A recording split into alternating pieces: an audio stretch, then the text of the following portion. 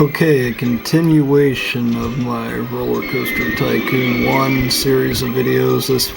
We'll be looking at the Park Pacific Pyramids, and the requirement is that you have to have 1,000 guests in your park by the end of October year 4, with a park rating of at least 600. This park is pretty big. You don't have to use all this space.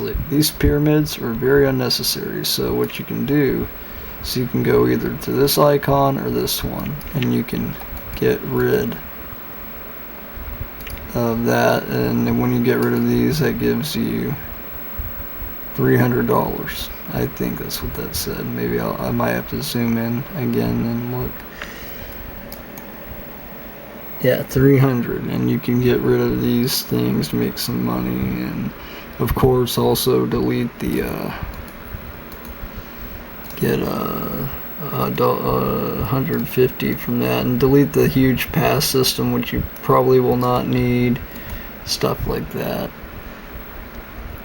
Don't delete the entire pass system, but enough to get a good bit of cash and leave enough that you will be able to use.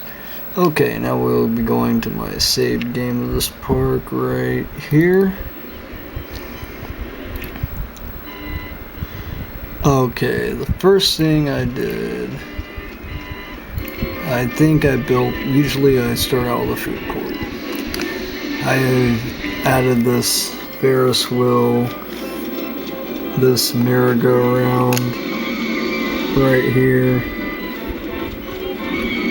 and I think next thing I did was add this haunted house, this spiral slide, this swinging ship, typical gentle rides that I usually use. Then I added my first roller coaster, as usual, is my custom-made shuttle loop. And then I believe I added this reverser launched ride right here. That goes up like that. And I think I also added a log flume right here.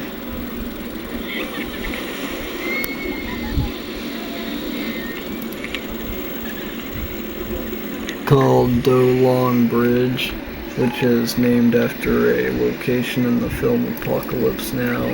It's 4:23, 2:47, 1:19, 1 minute 16 seconds, and its price is set at $1. Goes up, down like that, and back to the station. Then I had this bumper cars, this top spin, this 3D cinema, the typical thrill rides. I usually do a few bathrooms here and there, and another common ride of mine called Lord Voldemort. Yeah, a lot of my rides are named after Harry Potter things, places, characters, etc. Which is a $4.98, $5.94, $2.49. The twist on this version of this corkscrew is it's a powered launch mode, which launches like that up, similar to my shuttle loop, just a different design of roller coaster. I want to check how long this line is real quick. Okay, not that bad. Then I added this swinging inverter ship here. I actually added this Sphinx here. I felt it could kind of use its little Egyptian theme a little bit. And then I added this River Rapids ride here called Whitewater Summer. That's the name of a film that has rafting in it, so I thought it fit the theme okay. Yeah, this ride sucks. Like, no one likes this ride. I mean, no one hardly at all likes this ride. I just pulled it out of my ass, really, and built it. Added a few stalls here and there, motion simulator. I think my last major thing I built was this still mini roller coaster that you see right there. Thunderbolt 1000T. Okay, I don't even know, but $4.92, $5.60, price $2. Basically, it goes underground, like, well, that's kind of a bad angle. Basically, it drops out of the station and goes up around, like that, drops down and then goes back to the station there. This part can be beaten extremely easily. Yeah, this part should prove no challenge at all. I mean, I have all this space right here of the park, and I only use this much area here. That's what I do with a lot of my parks. I just don't feel the need to do all that and go all out.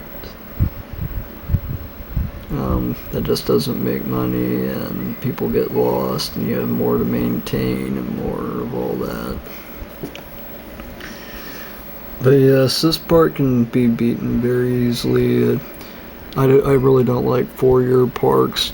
It just takes a long time to beat, but other than that, this park is really a piece of cake. By the time you get to this part, getting 1,000 guests or more should be just, I mean, it should be just easy. This park is pretty close to the end of the game. Few scenarios, maybe 4 or 5 before the last one. But other than that, this park should not be a problem at all. Just maybe the only thing you really need to watch out for is guests who come in at the beginning of the scenario will not be able to stay to the end because they'll spend all their money. So as guests leave, you want to take guests in so you can be able to get the required amount of 1,000 or more. And you, of course, as all you should do with all scenarios, you should go to here.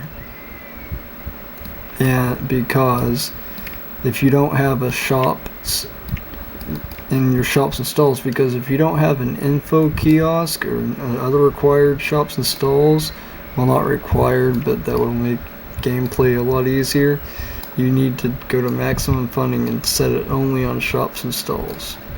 You should do that for all your parks at the beginning of the scenario. And I guess that'll be all for this video. I'll be posting more up in the future. Okay, thank you.